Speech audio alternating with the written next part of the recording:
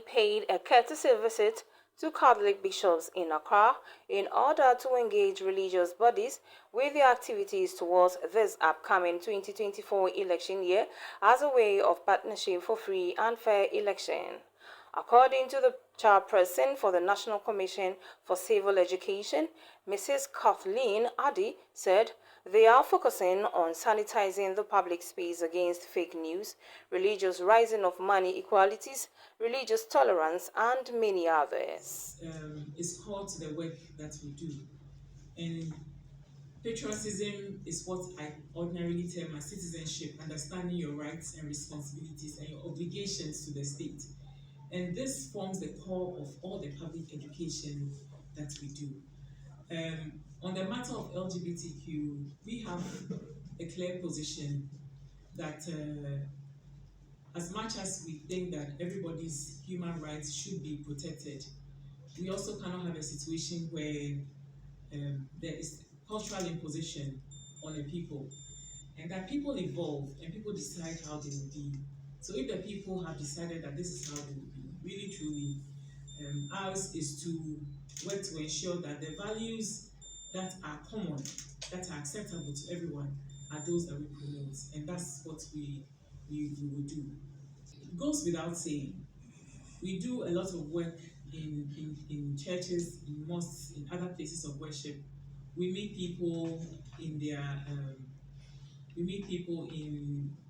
their association meetings. We meet Ghanaians wherever Ghanaians gather.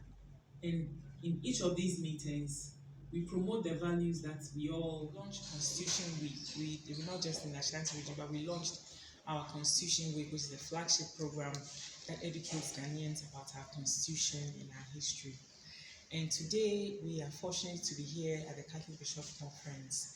We came to engage the bishops and to let them understand our program for this election year and the activities we want to undertake. And this is important because in all of the work that we do as a commission, we work hand in hand with the clergy and the faith-based institutions. And so they will not be the only ones that will do these official visits. They will visit the heads of the other faith, the major faiths in the country, because we want to work together for a peaceful outcome to the election, for a free and fair election. And for that to happen, we must work together. You know, for us as a heavily decentralized institution, we already stated that we are present in every district. But in every district, there are people who influence, who are influential, and we work with them to deploy messages. So we work with the clergy, we work with the other faith-based institutions to do the public engagement. We've been telling them about the things that we've done so far and the rest of our plan for the year. You know, it's an election year, so voter education is taking primacy in all our work. We highlighted our thematic areas. One is the 4 thematic areas that we are focusing on for this election year. One is the unfortunate and dangerous rise of money in politics, with the demand for money and the supply of money. We are seeing that it's increasing. It's very dangerous for our politics.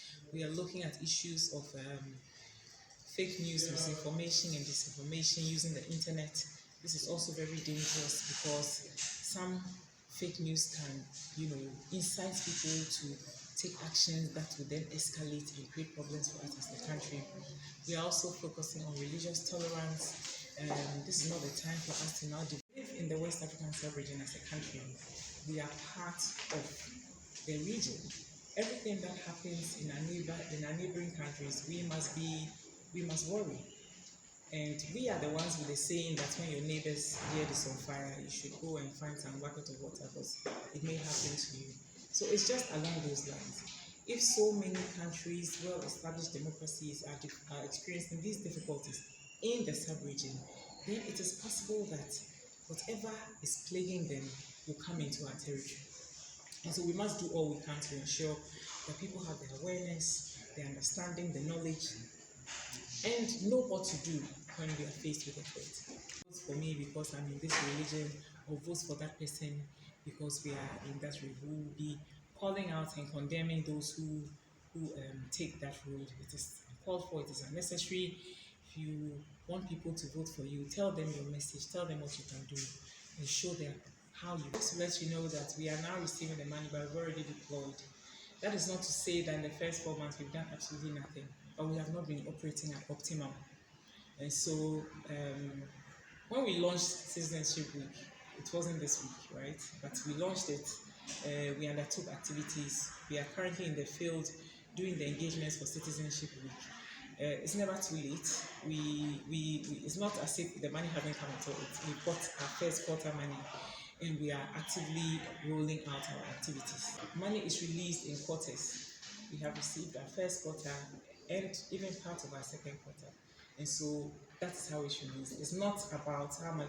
The money is a budget. It's budgeted funds.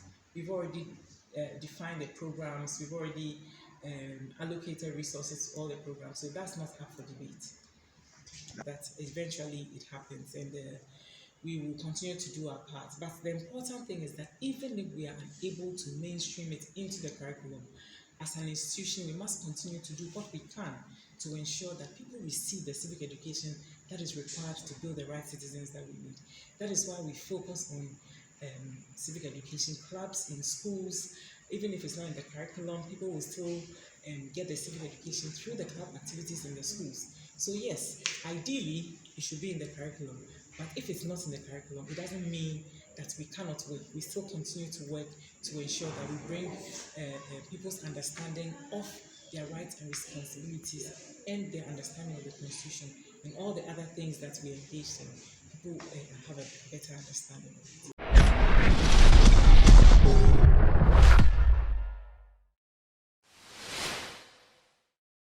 Thank you for watching Nation One TV. Kindly subscribe for more news updates.